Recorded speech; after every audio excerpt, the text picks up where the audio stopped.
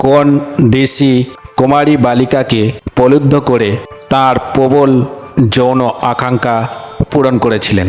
আজকের ভিডিও সেই সম্বন্ধে। ভিডিওটি শুরু থেকে শেষ পর্যন্ত দেখুন, অবশ্যই ভালো লাগবে।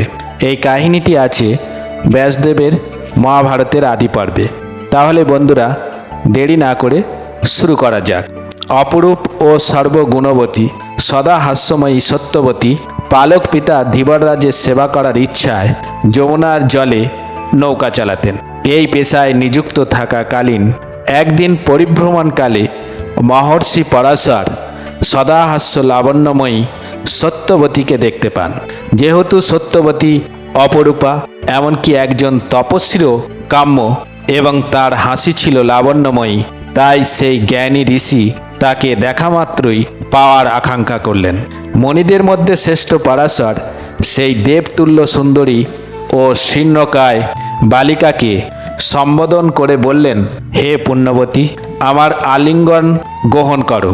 সত্যবতী উত্তরে বললেন, হে পুণ্যবান, নদীর দুই তীরে দাঁড়িয়ে থাকা ঋষিগণকে দেখুন। তাদের চোখের সামনে আমি কিভাবে আপনার ইচ্ছা পূরণ করতে পারি। সত্যবতীর এই কথা শুনে ঋষি পরাশর এক অদ্ভুত অন্ধকার নামিয়ে আনলেন, যার আগে কোনো অস্তিত্ব ছিল না, যার বর্তমান নাম কুয়াশা। সেই ঘন কুয়াশা যমুনা নদী ও দুই পার অন্ধকারে ঢেকে গেল। ঋষি পরাশরের এই অদ্ভুত সৃষ্টি দেখে বালিকা সত্যবতী অত্যন্ত বিস্মিত হলেন। তখন অসহায় কুমারী সত্যবতীর মুখ ভয়ে ও লজ্জায় লাল হয়ে উঠল। তখন সত্যবতী নিজের কুমারিত্ব রক্ষা করার উদ্দেশ্যে ঋষি পরাশরকে বললেন, হে পুণ্যবান, আপনার আলিঙ্গন গ্রহণ করলে আমার কুমারিত্ব কলুষিত হবে। আমার কুমারিত্ব কলুষিত হলে আমি ঘরে ফিরতেও পারবো না, তখন আমি আর জীবন ধারণ করতেও পারবো না। তখন সেই শ্রেষ্ঠ ঋষি পরাশর হাসি মুখে সত্যবতীকে বললেন, হে মৎস্যগন্ধা, আমার ইচ্ছা পূরণ করলে তুমি কুমারীই থাকবে। হে রূপবতী, তোমার ইচ্ছা অনুযায়ী বর প্রার্থনা করো। আমার কৃপা পূর্বে কখনো নিষ্ফল হয়নি। এইভাবেই সম্বোধিত হয়ে কুমারী সত্যবতী এই বর প্রার্থনা করলেন যে তার শরীর থেকে মাছের গন্ধের পরিবর্তে একটি মিষ্টি সুগন্ধ যেন নির্গত হয়।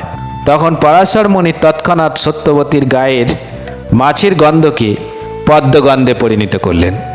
বালিকা সত্যবতী তার গায়ের মাছের গন্ধ মিষ্টি সুবাসে পরিণত হতে দেখে খুবই আনন্দিত হলেন এবং তৎক্ষণাৎ তার মন খুশিতে ভরে উঠল। তখন কুমারী সত্যবতী সেই অলৌকিক ঋষি পরাশরের আলিঙ্গন গ্রহণ করলেন। তখন থেকে সত্যবতী গন্ধবতী নামে পরিচিত হলেন এবং মানুষ এক যোজন দূর থেকে সত্যবতীর গায়ের সুগন্ধ অনুভব করতে পারতেন। এই জন্য সত্যবতী যোজনগন্ধা নামেও পরিচিত হয়েছিলেন। এরপর মহাপুরুষ পরাশর নিজ আবাসে চলে গেলেন। বন্ধুরা, এইভাবে ঋষি পরাশর বালিকা সত্যবতীকে লোভ দেখিয়ে নিজের যৌন আকাঙ্ক্ষা পূরণ করেছিলেন। বন্ধুরা, যদি ভিডিওটি ভালো লাগে, বিধাতার কথা চ্যানেলটি সাবস্ক্রাইব করে পাশের বেল আইকনটি বাজিয়ে দেবেন পরবর্তী আপডেট পাওয়ার জন্য। আজ এই পর্যন্ত, নমস্কার।